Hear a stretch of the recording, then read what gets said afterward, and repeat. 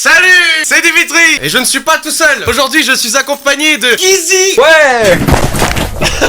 On est donc avec Gizzy Ouzou qui va m'accompagner pour cette vidéo. Moi, lui il a rien fait du tout, c'est une grosse merde. J'ai eu une idée de jeu à faire avec vous, moi, lui. On va tout simplement, moi, lui, vous raconter 3 anecdotes, dont une fausse à chaque fois. Et vous, dans les commentaires de cette vidéo, vous allez devoir deviner quelle est l'anecdote, la fausse de nous. Et évidemment, pour participer, vous devez liker la vidéo aussi. Bah voilà, ça c'est un petit peu le contrat de participation. Si vous n'avez pas liké cette vidéo, vous ne pourrez pas participer au jeu. Voilà, et c'est parti. Ouais, Gizzy Ouzou, yeah. Yes, mec. Tu vas jamais trouver par contre la mienne, gros, c'est mort. Hein. Ok, je pense vraiment que t'es pas prêt pour cette anecdote, cette première anecdote, mec. Yes, vas-y, je t'écoute. Ok, première anecdote. Tu vois, un jour j'ai été petit. Normal. Bah normal, tout le monde était petit. Tout le monde. Alors t'as été à l'école primaire. Un maximum de personnes ont été à l'école. Je l'espère en tout cas. Mec, t'es jeune, Ouais. tu vois, t'es jeune, comment dire, tu connais pas tout ce qui est dérivation de type sexe, de type le corps de la femme, le corps de l'homme, tu vois. Tu sais pas encore, tu vois, t'es jeune. Alors qu'est-ce qui m'arrive ce jour-là? On était dans la cour de récré. Il y a ma professeure, puisque c'était une femme, qui arrive très bien habillée, en robe. Elle était en robe. Alors Quelle la couleur, robe, quelle bien couleur, sûr, la robe? mec, la robe, elle était vachement bleue. Je m'en rappelle. Mais derrière cette robe, il y a une tirette. Alors nous, la classe, on suit la prof. On arrive en classe, on est en classe. Ouais. Elle commence son cours et bah, naturellement, pour noter au tableau, que fait la prof? Elle se tourne. Mec, elle se tourne. Elle se tourne. Mais attendez, la prof, elle avait vraiment pas fermé sa tirette derrière. Pourquoi? Mec, j'en sais rien, gros. Au matin, elle s'est levée, elle s'est dit frère, j'ai pas envie de fermer la tirette, tu vois. Vraiment, c'est un peu gênant parce que t'es petit et tout, et on se dit oh la maîtresse et tout, on voit sa culotte. Quoi? Et qu'est-ce qu'on fait? Bah on voit sa culotte et on voit bah naturellement son dos avec son soutien-gorge quoi. Et voilà, mon anecdote c'était vachement chelou parce qu'après on lui a dit et tout, elle était grave gênée, elle était toute rouge et elle s'est restée assise pendant tout le cours. Et après, elle a quitté son job et elle s'est suicidée, voilà. Yes, allez, c'est parti. Wouh, la deuxième anecdote. Donc ça c'est l'anecdote de Gizzy. Vous pouvez mettre dans les commentaires maintenant, est-ce qu'elle est vraie, est-ce qu'elle est fausse. Passons à mon anecdote. Mon anecdote s'est passée il y a quand même quelques années, je dirais une dizaine d'années. Je devais avoir aux alentours de 10-11 ans, tu vois, j'étais petit, tout mignon. J'ai même des photos, mec, j'ai des photos. J'étais super beau gosse, faut avouer quand même. Et à un moment donné, qu'est-ce qui se passe? Ma maman s'occupait d'un atelier d'art, tu comprends? Donc avec des enfants et tout, tu vas dans un atelier et tu fais des trucs d'art, machin, des peintures, des petits trucs rigolos, tu vois, genre, vous pouvez faire des masques, tu sais, des masques tu mets sur le visage. Ouais, en cire là, Ouais, J'en ai fait quoi? Et moi j'étais petit donc du coup j'y allais parce que c'était ma maman c'est pas une prof, c'était plutôt voilà un atelier comme ça. Une animatrice. Voilà, une animatrice. Et du coup il y avait plein d'enfants et tout, c'était génial. Et du coup moi j'avais un petit privilège, c'est que du coup bah quand j'y allais c'était plutôt c'est ma mère l'animatrice, donc du coup je prenais des jouets avec moi et du coup j'y allais souvent en vélo. J'avais un vélo sa mère, tu t'imagines même pas gros, j'étais un rider de ouf et tout. Mec, en Y et tout. Vroom vroom, wouh. Et un jour, tu vois, j'y vais avec mon vélo et plein de jouets. Et vient l'heure de retourner à la maison. Et donc, il faut partir. Et du coup, moi, j'avais mon vélo et des jouets. Et ce jour-là, j'avais apporté, devine quoi? Bah, vachement ton vélo était joué, mec. Ouais, mais des katanas, gros. Mais gros, qu'est-ce que j'en savais? Le mot katana, c'est vrai que j'aurais pu le trouver, quoi. Des katanas, mais en plastique, tu vois, normal, frère. On va pas amener des katanas, tu vois. Attends, je crois que j'en ai un vrai en plus. Attends, 2 secondes. Par contre, tant qu'il est parti, n'hésitez pas à vous abonner à ma chaîne, hein. Non, mais elle est vraiment sympa et tout. On tourne des vidéos et tout, avec... Enfin, vraiment sympa. Gizzy, je suis venu t'affronter. Et du coup, tu vois, j'étais en vélo, tu vois, comme ça. Et il fallait bien... On rentrait à la maison. Et il fallait pédaler, tu vois. Et du coup, normal, j'ai pas de... Tu sais, pour mettre dans le dos et tout, je suis pas un... T'es pas une tortue ninja, frère. Non, mais je suis pas une tortue ninja, frère, tu vois. Du coup, je dois les tenir en main. Avec le guidon. Du coup, mes mains, elles étaient un peu... Tu sais, j'étais comme ça, un peu... Tu vois, normal. Et du coup, il y a une ruelle, tu vois, comme ça, il y a une ruelle. Et à la fin de cette ruelle, il y a des escaliers qui donnent sur quoi? Devine quoi? Sur la route. Bref, du coup, j'avance dans cette ruelle parce que je dois rentrer chez moi et que je dois passer par là. Et puis voilà, c'est comme ça, c'est la vie. Et donc, moi, je fonce tout droit avec mes katanas en main comme ça, tu vois, et j'avance.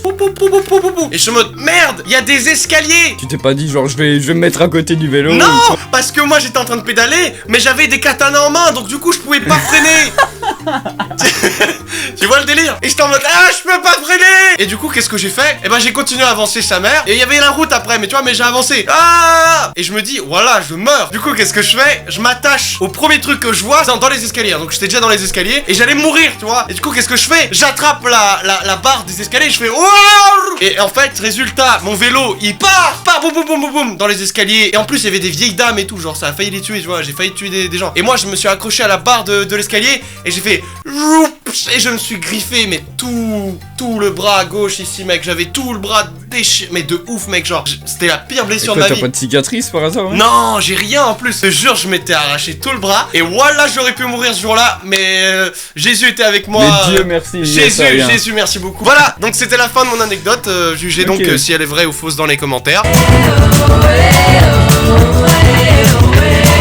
Anecdote numéro B. Voilà, donc c'est une histoire un peu trash. C'est enfant, encore une fois, on adore être enfant, tu vois ce que je veux dire. J'étais avec mon frère qui est âgé de plus d'1 an de moi. J'étais dans le jardin avec mon grand frère. C'était à l'époque de Roland Garros, mec. Donc qu'est-ce qu'on fait sur la petite terrasse? On joue au tennis. Mec, on joue au tennis mon gars. On joue au tennis comme jamais. On est là, putain, un gros revers.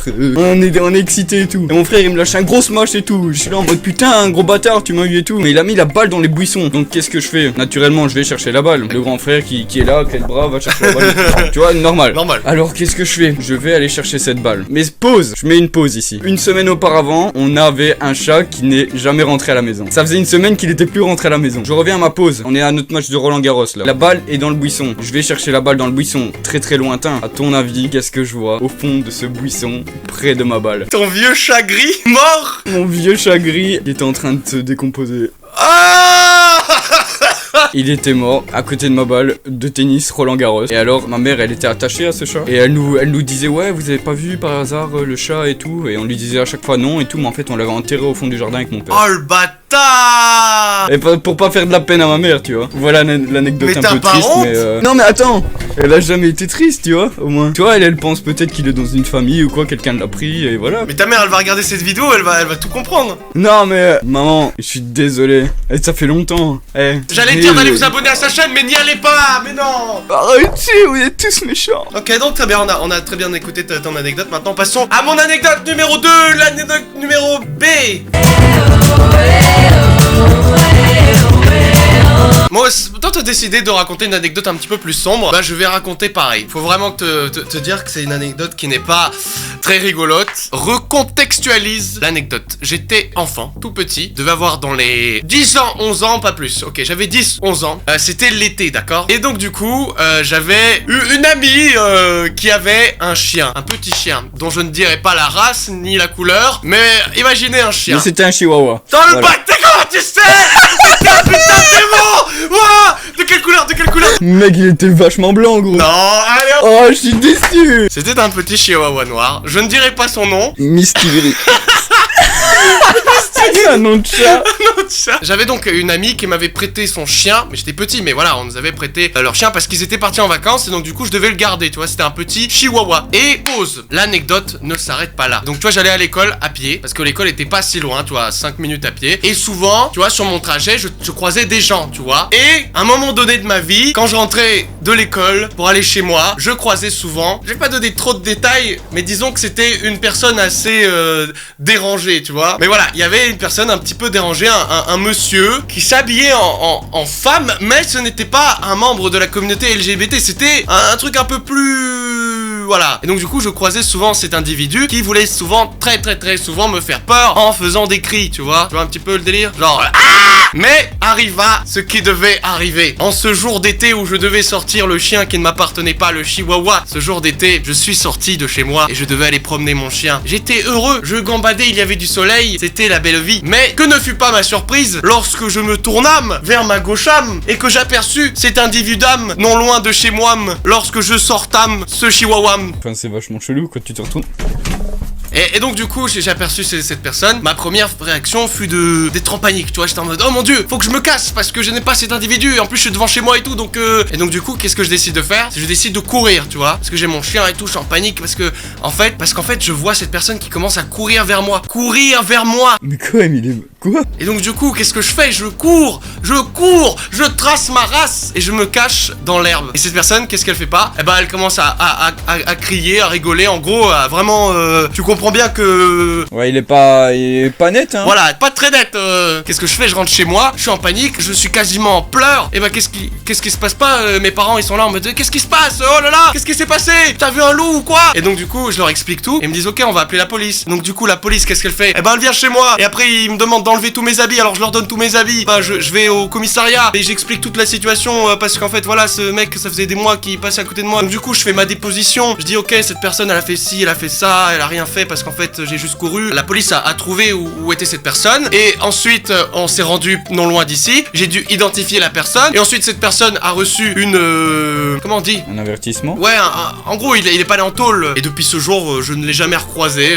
J'ai failli me faire violer. C'est vraiment chelou ton histoire, hein. Alors, est-ce que cette anecdote était vraie ou est-ce qu'elle était fausse? À vous de deviner dans les commentaires.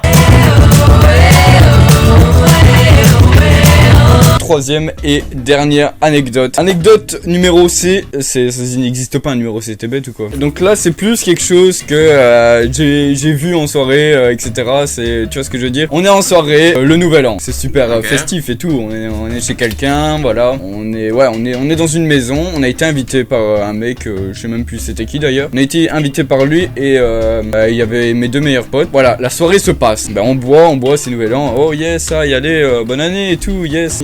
On boit, voilà, moi je me calme. De l'eau, principalement de l'eau. Mec, ouais, mais un maximum d'eau qui fait tourner la tête après si t'en bois trop. Et justement, mon ami a trop bu de cette eau qui fait tourner la tête et est devenu l'homme le plus chiant de la soirée. Ah ok, vraiment le relou, le pote relou quoi. Et que c'est devenu l'homme le plus relou. Il était là, il allait vers les gens, mec, tu veux pas boire un verre avec moi et tout, genre, mais il cassait les couilles à tout le monde. Il y a un moment, il y a un gars dans la soirée, on le connaît pas du tout, mais il était invité dans la soirée. Il est là, il prend sa ceinture et il fait comme ça avec, tu vois, il fait clac, clac, clac. Il y a un mec qui lui dit ouais, va faire chier le relou et tout. Et alors, qu'est-ce qu'il fait cet homme avec sa ceinture? Il le claque sa mère. Mais il le claque sa mère, il le claque une fois et tout le monde rigole et tout. Et mon pote qui était un petit peu, qui avait bu beaucoup, qu'est-ce qu'il fait? Il dit ouais mais il est fou lui. Il est fou lui. Il commence à lui mettre des shots et tout. Et le mec en fait, ce qui était très drôle, le mec avec la ceinture, il portait un masque de Dark Vador. What? Mec, c'était vachement chelou. Il portait un masque de Dark Vador. Et il s'est dit ouais mais qu'est-ce qu'il commence à me shotter et tout. Et il commence à se fight, tu vois. Il commence à se taper. Donc mon pote relou et Dark Vador, bah ils se fight tout simplement. Allez, Dark Vador, il prend mon pote comme ça, genre en mode. Et mon pote, on le voit, il devient bleu. Mon pote, il devient bleu et tout. Il devient bleu, genre et qu'est-ce qui se passe? C'est là que c'est vraiment très très drôle. Le mec il a toujours son masque de Dark Vador et il fait comme ça, il est comme ça avec le mec et il fait avec une grosse voix. Oh gros je vais t'enculer. Mais toi avec une voix dark comme ça, il fait toi tu n'avais pas à me chercher, tu es mort. Mais c'était genre beaucoup trop drôle. Et après on les a séparés normal, tu vois. Il est pas mort l'autre? Non il est pas mort, on a séparé avant qu'il meure, tu vois, parce que après c'est relou. Et voilà, c'était ça l'anecdote, le fait que Dark Vador ait pris une grosse voix en étranglant mon pote. Ma troisième et dernière anecdote. Je vais te raconter la fois où j'ai rencontré le président actuel de la Russie, monsieur Vladimir Poutine. La fois où j'ai serré la main. Où j'ai serré la main de Vladimir Poutine. Ça s'est passé il y a quand même quelques années. Donc c'était pas maintenant là tranquille, tu vois. J'étais encore une fois j'avais un peu plus, je crois que j'avais 14 ans, un truc comme ça. Donc 14 ans. Et donc du coup, il y avait un délire comme ça où en fait mon père, tu vois, donc du coup nous on est des étrangers, tu vois, on est des immigrés un petit peu, tu vois. Donc on est venu de très loin, d'un pays très très lointain, si tu as plus de 10 000 km de la Belgique, actuellement là où je réside. Et donc du coup je suis un immigré. À la base j'étais un sans-papier, tu vois. Moi j'étais un sale russe, tu vois. Et à un moment donné, ça s'est bien passé parce que du coup j'ai commencé à recevoir un petit peu des aides administratives où du coup on a pu commencer à avoir des papiers un petit peu, tu vois, résidence, tu vois, un petit peu, tu vois, le délire. Et du coup mon père a été désigné comme ambassadeur pour la Belgique, donc le pays dans lequel actuellement où je réside, pour aller faire un voyage scolaire à Saint-Pétersbourg, tu comprends? Et du coup vient le moment où je vais rencontrer Vladimir Poutine, c'est ça le truc le plus important à raconter. Donc du coup j'y étais à Saint-Pétersbourg, il y avait à ce moment-là un espèce de congrès où t'avais tous les dirigeants de la Russie, donc le premier ministre c'était Dimitri Medvedev, donc t'avais Vladimir Poutine, t'avais bref tous les gens, les ministres, les gens qui s'occupent autour de lui qui avaient fait un congrès et qui donc du coup devaient rencontrer toutes les écoles et tous les trucs scolaires dont moi je faisais partie. Et donc du coup j'y suis allé, donc c'était le jour jour même où j'avais visité le fameux musée de l'Ermitage. Je sais pas si tu connais, mais en tout cas c'est une chose à faire à Saint-Pétersbourg. Et ce jour-là, on n'était pas très loin non plus de ce musée. Donc du coup, il y a eu un rassemblement comme ça. Et les dirigeants donc russes sont passés comme ça un petit peu dans tout le monde, comme ça, passer, gauche, droite. Et est venu le moment où Vladimir Poutine s'est approché de moi. Je le voyais de très loin au départ, mais ensuite il s'est approché de moi. Je lui ai serré la main et il est parti. À votre avis, est-ce que cette anecdote était vraie ou fausse? Fausse. À vous de le dire dans les commentaires. On vous donnera la réponse dans une prochaine vidéo. Allez checker la chaîne de Guizy, le lien sera dans la description. Puis c'est tout, j'espère que ce contenu vidéo vous a plu. Si c'est le cas, vous savez très bien ce qu'il vous reste à faire. Salut.